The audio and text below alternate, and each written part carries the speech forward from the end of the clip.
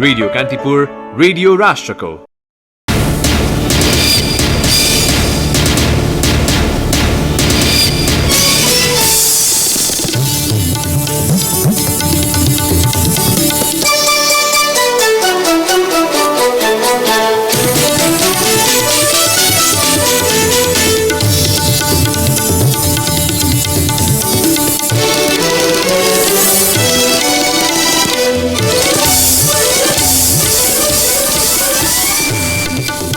कोरोनाको संक्रमण बढेपछि भ्रमण वर्ष 2020 को प्रचार स्थगित।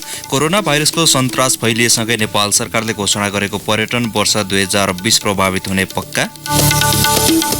कांग्रेस सभापति देउबाद्वारा एकलौटी ढंगले विभिन्न विभाग गठन, अझै 34 वटा विभागले नेतृत्व पाउन बाँकी। राष्ट्रिय विपरीत हुने देखिएमा एमसीसी कार्यान्वयन नगरिने सत्तारूढ नेकपाका अध्यक्ष दाहालको भनाई, पार्टीभित्र विचलन नआएको दावी। अफगानिस्तानमा शान्ति स्थापनाका लागि अमेरिका र तालिबान बीच सम्झौता पत्रमा हस्ताक्षर, 18 वर्षदेखिको संघर्ष अन्त्य हुने विश्वास। र बुढासुब्बा गोल्ड कपको उपाधि मराङ मर्स्याङदीलाई। एससीसी पुरुष इस्टर्न रिजन क्रिकेटमा मलेसियाद्वारा नेपाल 22 रनले पराजित। नमस्कार, कान्तिपुर डायरीका साथमा साथी सुरज र म बासु। समाचार अब विस्तारमा। विश्वका 50 भन्दा बढी देशमा कोरोना भाइरसको संक्रमण बढ्न थालेपछि सरकारले घोषणा गरेको पर्यटन वर्ष 2020 प्रभावित हुने देखिएको छ। सरकारले विदेशमा गरिने प्रवर्धनात्मक कार्यक्रम रोक्ने घोषणा गरेसँगै 20 लाख पर्यटक भित्री आउने सरकारको लक्ष्य पूरा नहुने देखिएको हो। संस्कृति, पर्यटन तथा नागरिक उड्डयन मन्त्री योगेश भट्टराईले विदेशमा गरिने प्रवर्धनात्मक कार्यक्रम केही समय स्थगित गर्ने बताउनुभयो। काठमाडौँमा आज आयोजित कार्यक्रममा मन्त्री भट्टराईले समय अनुकूल नहुँदासम्म विदेशमा हुने कार्यक्रम स्थगित गर्ने निर्णय भएको बताउनुभयो। समय अनुकूलता हेरेर नेपालको प्रवर्धनात्मक कार्यक्रमलाई जोड्ने उहाँको भनाइ छ। अमेरिका, चीन जस्ता विश्वका ठूला बजार प्रभावित भएको अवस्थामा आफूहरू पनि गम्भीर बन्ने भट्टराईले बताउनुभयो। गत फागुन 6 गते पर्यटन मन्त्री भट्टराईले नेपालको पर्यटन क्षेत्रमा नकारात्मक असर पर्न नदिन नेपाल कोरोना भाइरस मुक्त क्षेत्र रहेको सन्देश अन्तर्राष्ट्रिय बजारमा प्रवर्धन गर्न सम्बन्धित पदाधिकारीलाई निर्देशन दिनुभएको थियो। विश्व स्वास्थ्य संगठन WHO ले पनि कुनै पनि देशले कोरोना भित्रिन्न भनेर बसे गम्भीर गल्ती हुने चेतावनी दिएको छ। यसैबीच कोरोना भाइरसबाट सबैभन्दा बढी प्रभावित चीनबाट पछिल्लो 8 दिनमा 572 जना नागरिक नेपाल आएका छन्। यस्तै कोरिया, इरान, जापानका नागरिक पनि उल्लेख्य संख्यामा नेपाल आएका छन्। विश्व स्वास्थ्य संगठनले पनि नेपाललाई उच्च जोखिममा रहेका मुलुक मध्यमा राखेको छ। यसैबीच हामीले स्वास्थ्य तथा जनसङ्ख्या मन्त्रालयका सहसचिव डाक्टर रोशन पोखरेलसँग सरकारले कस्तो सतर्कता अपनाएको छ भनेर सोधेका छौं। सरकारको अहिले चाहिँ मेन फोकसै भनेको कोरोना चाहिँ WHO ले पेन्डेमिक भनिसकेपछि हामीले सबै फोकस चाहिँ यसमै लगाउने कोसिस गरेका छौँ। अहिले हामीले इन्ट्री पोइन्टहरूलाई पनि स्ट्रङ बनाइरहेका छौँ अहिले, र इन्टरनल प्रिपरेसन पनि गरिरहेका छौँ। जस्तै अस्पतालहरूमा चाहिँ हामी एटलिस्ट 100 जना नै एकैचोटि बिरामी भएर आयो भने, त्योभन्दा बढी अकस्मात रूपमा आयो भने कसरी ह्यान्डल गर्ने भन्ने प्रिपरेसनमा नेपाल सरकार लागेको छ। अहिले दक्षिण कोरियामा पनि तीव्र गतिमा अहिले फैलिरहेको छ। सरकारले त्यहाँबाट आउने नागरिकलाई चाहिँ तत्कालमा कुनै रोकआउट नगर्ने भनिरहेको छ। इन्ट्री पोइन्टहरूमा रोक्न मिल्दैन हजुर। उहाँहरू दक्षिण कोरियाबाट कोही नेपालीले पनि आउने इच्छा गर्नु भएको छैन अहिले। त्यसलाई फेरि ल्याउनु यो अस्ति चाइनाबाट ल्याएको जो सजिलो पनि छैन, किनभने त पपुलेसन नेपालीको पपुलेसन त्यहाँ एकदमै धेरै छ। त्यो कारणले गर्दा यसमा चाहिँ अब सरकारले नयाँ नीति गरेर कसरी अगाडि बढ्ने भनेर हामी छलफल गर्ने बाँकी छ।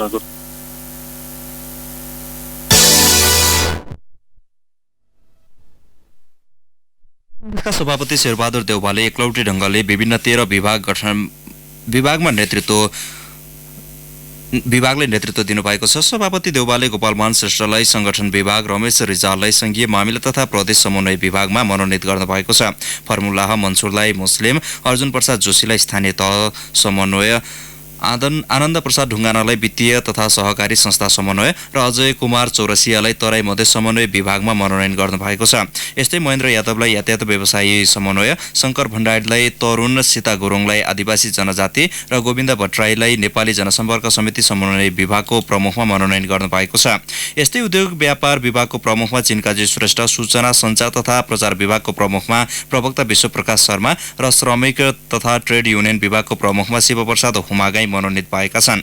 यस्तै सभापति देउबाले आमन्त्रित केन्द्रीय कार्य समितिमा कृष्ण किशोर घिमिरे, गोपाल कुमार बस्नेत, सुधीर कुमार शिवाकोटे, मनोहर नारायण श्रेष्ठ र ध्रुव वाग्लेलाई मनोनयन गर्नुभएको छ। पार्टी मुख्य सचिव कृष्ण प्रसाद पौडेलले आज विज्ञप्ति जारी गर्दै सभापति देउबाले केन्द्रीय कार्य समितिका सदस्यहरूलाई केन्द्रीय विभागहरूको प्रमुखमा जिम्मेवारी दिनुभएको जानकारी गराउनु भएको हो। 14औं महाधिवेशनको मिति तय भएपछि 13वटा विभागले नेतृत्व पाए पनि 34वटा विभागले नेतृत्व पाउन बाँकी छ। सत्तारूढ नेकपाका अध्यक्ष पुष्पकमल दाहालले अमेरिकी मिलेनियम च्यालेन्ज कर्पोरेसन एमसीसी राष्ट्रहित विपरीत भए सम्झौता नगर्ने बताउनु भएको छ। सिन्धुपाल्चोकको सुकुटे पुगेका अध्यक्ष दाहालले एमसीसी कार्यान्वयन अघि राष्ट्रिय सहमतिमा जोड दिनुभएको हो। उहाँले भन्नुभयो, पार्टी कार्यदलले सुझाव प्रतिवेदन दिइसकेको छ। राष्ट्रिय हित विपरीत देखिए सम्झौता हुँदैन। नेपाल अमेरिकासँग साझेदार मित्रता कायम राखेर आवश्यक सहयोग लिन तयार भए पनि एमसीसीको विषयमा कार्यदलको सुझावलाई लिएर मात्रै अगाडि बढ्ने दाहालको भनाइ छ। अध्यक्ष दाहालले बाहिर आए जस्तो पार्टीमा विवाद र विचलन नभएको बताउनुभयो। उपाध्यक्ष वामदेव गौतमलाई राष्ट्रिय सभामा लैजाने उद्देश्यले संविधान संशोधन गर्न नलागिएको दाहालको स्पष्टोक्ति थियो। राष्ट्रिय सभामा रिक्त हुने पदमा पार्टी सचिवालयको निर्णय अनुसार नै अघि बढ्ने उहाँको भनाइ छ। गृहमन्त्री रामबहादुर थापाले पछिल्ला घटनाक्रमलाई हेरेर देश मध्यावधि निर्वाचनतर्फ जान्छ कि भन्ने भ्रम फैलिएको बताउनु भएको छ। गण्डकी प्रदेशको आन्तरिक मामिला तथा कानून मन्त्रालयद्वारा आयोजित प्रदेश स्तरीय सुरक्षा गोष्ठीलाई सम्बोधन गर्दै गृहमन्त्री थापाले मध्यावधि निर्वाचनतर्फ देश धकेलिन्छ कि भनेर आशंका गरिएको भए पनि त्यसो नहुने टिप्पणी गर्नुभयो। सत्तारूढ नेकपाका उपाध्यक्ष वामदेव गौतमलाई राष्ट्रिय सभामा लैजाने सचिवालयको निर्णयलाई मन्त्री परिषदले कार्यान्वयनमा लैजाने उहाँले बताउनुभयो। समग्र मुलुकको विकास र समृद्धिको यात्रामा सकारात्मक ढंगले अगाडि बढेको पनि उहाँले उल्लेख गर्नुभयो। नेपालले आफ्नो सबै भूमि समेटेर छिट्टै नयाँ नक्सा सार्वजनिक गर्ने भन्दै गृहमन्त्री थापाले नेपाली भूभाग कालापानी, लिम्पियाधुरा र लिपुलेकलाई समेटेर नक्सा निकाल्ने सबै तयारी पूरा भएको जानकारी दिनुभयो। नेपालको तर्फबाट सीमामा सुरक्षा चेकपोस्ट बढाउने काम भइरहेको र गत वर्ष मात्र 87वटा चेकपोस्टबाट बढाएर 104 पुर्याइएको उहाँले जानकारी दिनुभयो। दक्षिण र उत्तर दुवैतर्फ चेकपोस्ट स्थापना गरिने भन्दै उहाँले यस वर्ष चेकपोस्ट स्थापनाको संख्यालाई दोब्बर बनाउने कामको थालनी भइसकेको बताउनुभयो। कान्तिपुर डायरीमा अब ब्रेकको पालो। अब बाँकी प्रसङ्ग। सरकारले प्राविधिक शिक्षाको पहुँचलाई 604वटा स्थानीय तहमा विस्तार गरिसकेको छ। प्राविधिक शिक्षा प्रदान गर्ने संस्था प्राविधिक शिक्षा तथा व्यावसायिक तालिम परिषद सिटिभिटीले हाल वार्षिक 74,000 बढी जनशक्ति उत्पादन गर्ने क्षमता राख्छ। त्यसो त शिक्षा मन्त्रालय अन्तर्गतको अर्को निकाय शिक्षा तथा मानव स्रोत विकास केन्द्रले पनि कक्षा 9 देखि प्राविधिक धारको शिक्षा सञ्चालन गर्दै आएको छ। समृद्धिको आधार मानिने प्राविधिक शिक्षालाई 70% बनाइने सरकारी रणनीति छ। तर सोचाइ र गराइमा भिन्नता आए जस्तै सरकारी योजनामा थुप्रै चुनौती छन्। हामीले उत्पादन गरेको जनशक्ति रोजगारीको बजारमा कहाँनिर छ, स्वरोजगारीमा कहाँनिर छन्, कस्तो रहेछ भन्ने एकताली समीक्षा गरौँ। वास्तवमा हामीले शिक्षालाई हामीले श्रमलाई सिपलाई उत्पादन र चाहिँ समृद्धिसँग जोड्ने हाम्रो जुन सोच हो त्यसको त्यो घोषणा अगाडि नै त्यही उद्देश्यमा आधारित भएर यो संस्था निर्माण भएको मेरो बुझाइमा। त्यसैले अहिले हामीलाई चाहिएको जनशक्ति कस्तो हो भन्ने कुरामा आधारित हुन्छ।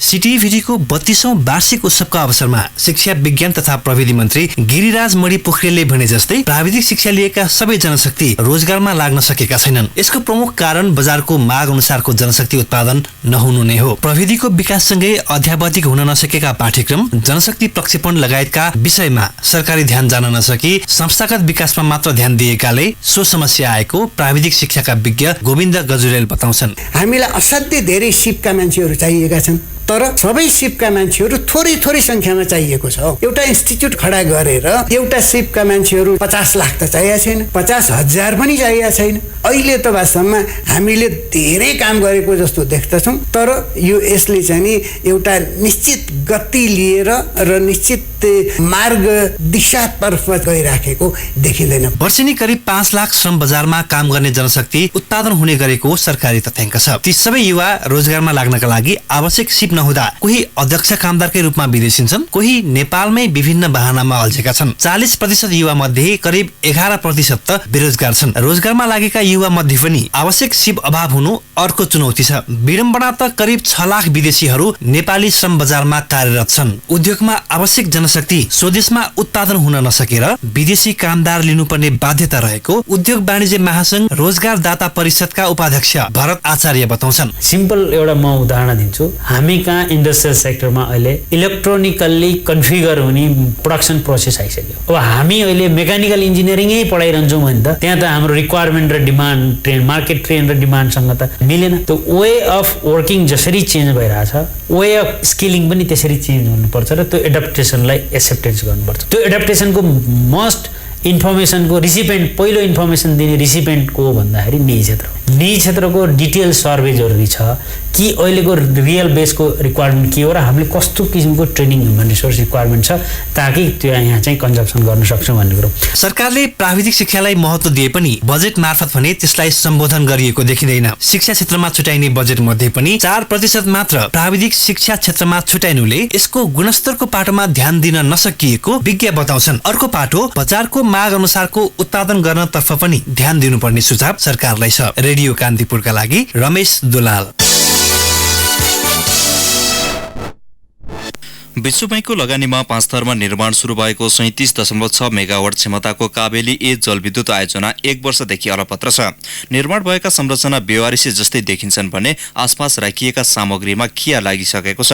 निर्माणको जिम्मेवारी लिएको चाइनिज कम्पनीले बनिसकेका र बन्दै गरेको काम अलपत्र पारेर छाडेको यो आयोजना विश्व बैंकले लगानी गरेको नेपालकै पहिलो आयोजना हो। थप विवरणसहित 5 थर सहकर्मी लक्ष्मी गौतम। विश्व बैंकको लगानीमा काबेली नदीबाट 37.6 मेगावाट क्षमताको बिजुली उत्पादन हुने भनिएपछि उत्साहित भएका 5 थरका स्थानीय अहिले निराश छन्। काम सुरु हुनु अगावै आफ्नो जग्गा नेपाल सरकारका नाममा रजिस्ट्रेसन पास गरिदिएर तन मन र कर्मले आयोजना पूरा गर्न उनीहरूले सहयोग गरेका थिए। तर प्रवर्धक कम्पनीसँग विवाद भएपछि आयोजनाको काम लथालिङ्ग पारेर ठेकेदार कम्पनी हिँडेपछि आफूहरूको त्यो उत्साह निराशामा परिणत भएको स्थानीय आसमान तामाङ बताउँछन्। यहाँ डिएमको लागि तल अब सुरुङ मार्गको लागि चाहिँ उनीहरूले यो बाटो सम्बन्धीमा अब जग्गा पास नगरी अब यो ठुलो ब्याङ्कबाट चाहिँ अब पैसा निकासी हुँदैन, हाम्रो विश्व ब्याङ्कले सहयोग गर्दैन, पैसा निकासी गर्दैन भनेर चाहिँ यहाँ जग्गा अब हाम्रो जग्गाहरू पनि अब कुनैको 2 रोपनी कुनैको 3 रोपनी त्यस्तै गए। अब प्रवर्धक काबेली इनर्जीले कामका लागि चीनको सिभिल तथा हाइड्रो मेकानिकल ठेकेदार Zhejiang hydro power construction and installation कम्पनीलाई कामको जिम्मा दिएको थियो। पुरानो कम्पनीसँग विवाद भएपछि प्रवर्धक कम्पनीले नयाँ निर्माण कम्पनीसँग सम्झौता गरेर काम थाल्ने भने पनि 1 वर्षसम्म सुचारू नहुँदा स्थानीय र सरकारवालाले निराशासँगै आक्रोश व्यक्त गर्न थालेको काबेली ए सरकार समितिका सदस्य जयप्रकाश पौडेलको भनाइ छ। र अहिले सुन्नमा आएको अब काबेली नचल्ने भन्ने कुराहरू सुन्नमा आइरहेको छ। हामी चाहिँ स्थानीय जनस्तरबाट चाहिँ कहाँ भन्नुपर्ने हो त्यो हामी डेलिगेसन जान्छौँ, त्यो कुरा गर्ने कुराहरू चलिरहेको छ। यो आयोजना 1100 मिटर सुरुङ निर्माणपछि बन्द भएको हो। टङ्की स्थलतर्फ 900 र पावर हाउसतर्फ 200 मिटर सुरुङ निर्माण गरिएको छ। ठेक्का रद्द भएपछि यहाँका ट्रिपर लगायत उपकरण मध्य तमोर जलविद्युत आयोजनामा लगिएको छ। कम्पनीले गत वर्षको पुस दोस्रो सातादेखि पुरै काम ठप्प बनाएको हो। यो आयोजनाको म्याद 2077 साल पुससम्म हो। सम्झौता अवधि सकिन अब 10 महिना मात्र बाँकी छ। प्रवर्धक कम्पनीले पनि आयोजना बन्द हुनुको कारण समेत नखुलाएको स्थानीय आयोजना प्रभावित क्षेत्र हिलिहाङ 1 का वडा अध्यक्ष गोपी भण्डारीको गुनासो छ। अब यो काबेली यतिसम्म बनिसक्नु पर्थ्यो, बनाइसक्छु भन्ने एग्रिमेन्टै 1 वर्ष छ भने अब काम त तपाईको यसले टनेल त भर्खर सुरु मात्रै गरेको अवस्था छ। त्यसले गर्दाखेरि अब यो पहिलो गल्ती चाहिँ काबेली एकै हो। यसले चाहिँ समयमा काम गर्न सकेन, सही किसिमको ठेकदार कम्पनी ल्याउन सकेन। बुटवल पावर कम्पनीको सहायक काबेली इनर्जीले अघि बढाएको यो आयोजनामा विश्व बैंक सहित अन्तर्राष्ट्रिय वित्तीय निगम आइएफसी र सिङ्गापुरको इन्फ्राको एसियाको पनि लगानी छ। आयोजनाको लागत $10,20,80,000 अनुमान गरिएको थियो। रेडियो कान्तिपुरका लागि लक्ष्मी गौतम, काबेली ए निर्माण स्थल, हिलिहाङ 5 थर। कान्तिपुर डायरीमा अब चितवन डायरीको पालो। चितवन डायरीबाट रमेश कुमार पौडेलको नमस्कार। पूर्वी चितवनको खैरेनी नगरपालिका 10 स्थित खरखोटे गाउँमा पछिल्लो समय आलु खेती निकै फस्ट आएको छ। खरखोटेका सीताराम अर्यालले यो वर्ष आलु बेचेर 17 लाख रुपियाँ आम्दानी गरे। गाउँमा आलु खेती गर्ने 46 घर परिवार छन्। 100 बिघा हाराहारीमा आलु खेती हुने गरेको छ। खरखोटेलाई तत्कालीन कृषि विकास कार्यालयले चितवनको आलु पकेट क्षेत्र घोषणा गरेको थियो। गाउँबाट यो वर्ष 4 करोड रुपियाँ बराबरको आलु बिक्री भएको कृषक समूहका अध्यक्ष सीताराम अर्यालले जानकारी दिए। भरतपुर महानगरपालिकाले सार्वजनिक स्थानमा चुरोट सुर्ती खैनी खान नपाइने अभियानलाई तीव्र बनाएको छ। महानगरपालिकाका प्रवक्ता अरुण पीडित भण्डारीका अनुसार सार्वजनिक स्थलमा सुर्ती चुरोट खान र बेच्न प्रतिबन्ध लगाएको सूचना प्रचार प्रसार गर्ने काम सकिएको छ। महानगरको टोली अहिले अनुगमनमा निस्कन थालेको छ। सुर्तीजन्य पदार्थ नियन्त्रण र नियमन गर्न बनेको ऐन 2068 ले गरेको व्यवस्था अनुसार आफूहरू सक्रिय भएको प्रवक्ता भण्डारीले बताए। निकुञ्ज ऐन परिवर्तन गरेर माडीका बासिन्दालाई परेको अप्ठ्याराहरू हटाउन जनप्रतिनिधिहरू नै आन्दोलित भएका छन्, तर यो विषयमा ठोस प्रगति भएको छैन। माडीको वडा नम्बर 1 का वडाध्यक्ष कृष्ण प्रसाद पौडेल अनसनमा बसे। मेयर ठाकुर ढकाल सहितको टोलीले प्रधानमन्त्री केपी ओली, नेकपा अध्यक्ष पुष्पकमल दाहाल र वनमन्त्री शक्ति बस्नेतलाई समेत भेटेको छ, तर कुनै सहमति र प्रतिबद्धता जुटाउन सकेको छैन। ठोस प्रतिबद्धता बिना टोली माडी नफर्कने अडानमा छ। चितवन निकुञ्ज हुँदै माडी जाने हुलाकी सडकमा 24 घण्टा गाडी चल्न पाउनुपर्ने न्यूनतम मागमा पनि सहमति जुट्न सकेको छैन। किसानले उत्पादन गरेको दूध सङ्कलन गरेर बजार पुर्याउने काममा केन्द्रित हुँदै आएका चितवनका दुग्ध सहकारी संस्थाहरू अहिले आफैले दूधसँग सम्बन्धित उपयोगी वस्तु उत्पादनमा पनि लाग्न थालेका छन्। भरतपुर 22 नम्बर वडामा पर्ने पटियानीको गङ्गानगर दूध उत्पादक सहकारी संस्थाले 1 करोड 15 लाख रुपियाँ खर्च गरेर उद्योग स्थापना गरेको छ, जसमा प्याकेट दूधका साथै दही, पनिर, मक्खन उत्पादन हुनेछ। जिल्ला दूध उत्पादक सहकारी सङ्घ चितवनका सचिव किशोर बगालेका अनुसार जिल्लामा सङ्घमा आबद्ध दुग्ध सहकारीको सङ्ख्या 108 छ। अवस्था चितवन डायरीबाट रमेश कुमार पौडेल बिदा हुन्छु। नमस्कार। चितवन डायरीपछि कान्तिपुर डायरीमा पुनः ब्रेकको पालो। अब आर्थिक प्रसङ्ग लगातार उकालो लागेको धितोपत्र बजारमा यो साता कारोबार रकमले नयाँ इतिहास कायम गरेको छ। यो साता धितोपत्र बजारमा 18.5 अर्ब रुपियाँ बढीको कारोबार भयो। सेयर कारोबार मापक नेप्से परिसूचक 197.60 अङ्कले बढेको छ। साताभर कुल 180 कम्पनीका 4 करोड 49,44,113 किता सेयर किनबेच भए, जस अन्तर्गत 18 अर्ब 62 करोड 66 लाख रुपियाँ बराबरको कारोबार भएको नेपाल स्टक एक्सचेन्जले जनाएको छ। साताको पहिलो दिन 69.56 अङ्कले बढेको नेप्सेमा कुल 178 कम्पनीका 87,69,522 किता सेयर किनबेच भए, जस अन्तर्गत 3 अर्ब 60 करोड रुपियाँ बढीको कारोबार भयो। सोमबार 1.96 अङ्कले बढेको नेप्सेमा कुल 179 कम्पनीका 83,48,234 किता सेयर किनबेच भए भने 3 अर्ब 41 करोड रुपियाँ बढीको कारोबार भयो।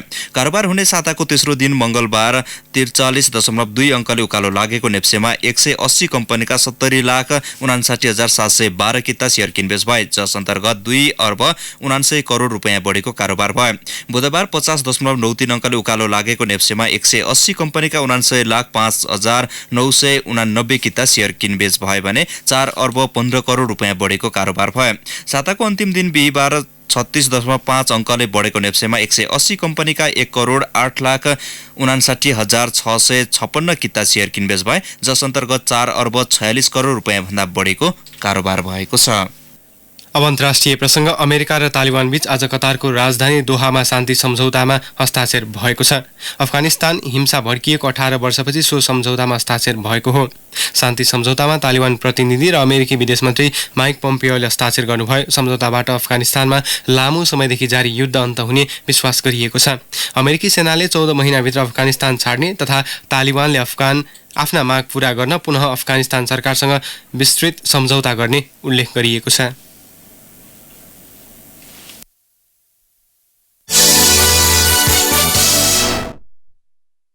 अब खेल प्रसङ्ग। बुढासुब्बा गोल्ड कप फुटबल प्रतियोगिताको 22औं संस्करणको उपाधि मनाङ मर्स्याङदी क्लबले जितेको छ। धरान रङ्गशालामा आज भएको उपाधि भिडन्तमा विभागीय नेपाल पुलिस क्लबलाई 3-1 गोल अन्तरले पराजित गर्दै मनाङले उपाधि उचालेको हो। उपाधि विजेता मनाङले 10 लाख रुपियाँ हात पार्दा पुलिसले 5 लाखमा चित्त बुझाएको छ। मनाङका लागि खेलको 11औं मिनेटमा दयानन्द सिंहले गोल गर्दै अग्रता दिलाएका थिए।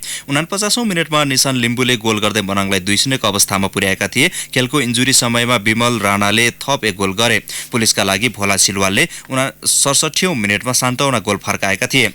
यस्तै आयोजक Sudurpashchim 11 Sudurpashchim Khaptad gold cup football प्रतियोगिताको फाइनलमा प्रवेश गरेको छ। धनगढी रङ्गशालामा आज भएको पहिलो सेमी फाइनलमा विभागीय एपीएफलाई 2-1 गोल अन्तरमा पराजित गर्दै आयोजक फाइनलमा प्रवेश गरेको हो। आयोजक सुदूरपश्चिमका लागि दुवै गोल विक्रमसिंह ठकुरीले गरेका थिए। एपीएफका लागि आशिष लामाले 57 गोल गरे। उपाधिका लागि सुदूरपश्चिमले अब हिमालयन शेर्पा र 3 स्टार क्लब बीचको विजेतासँग प्रतिस्पर्धा गर्दैछ। भोलि हुने दोस्रो सेमी फाइनलमा हिमालयन शेर्पा र 3 स्टारले प्रतिस्पर्धा गर्नेछन्। उपाधि विजेताले 21 र उपविजेता टोलीले 10 लाख रुपियाँ हात पार्ने आयोजकले जनाएको छ। एसिस स्टन क्रिकेट अन्तर्गत थाइल्यान्डको ब्याङ्ककमा भएको खेलमा मलेसियाले नेपाललाई 22 रनले हराएको छ। मलेसियाले दिएको 155 रनको लक्ष्य पछ्याएको नेपालले निर्धारित 19.5 ओभरमा सबै विकेट गुमाउँदै 132 रन मात्र जोड्यो। नेपालका लागि कप्तान ज्ञानेन्द्र मल्ल, दिपेन्द्र सिंह ऐरीले समान 38 रनको योगदान गरे। मलेसियाका लागि सर्बिन मुनियान्दीले 4, पवनदीप सिंह, स्याजरुल इन्द्रुस र खिजर हयात दुरानीले समान 2 विकेट लिए। यसअघि टस जितेर ब्याटिङ गरेको मलेसियाले निर्धारित 20 ओभरमा 6 विकेट गुमाएर 154 रन जोडेको थियो। हवस् दिने प्रसङ्गसँगै कान्तिपुर डायरीका आजका सम्पूर्ण बुलेटिन यही सकिन्छ। भोलि बिहान 6:30 बजे नियमित बुलेटिनका साथमा उपस्थित हुने नै छौँ। अहिलेलाई साथी सुरज र म बासु बिदा हुन्छौँ। नमस्कार, शुभरात्रि। सूचना र मनोरञ्जनको सम्वाहक रेडियो राष्ट्रको रेडियो कान्तिपुर।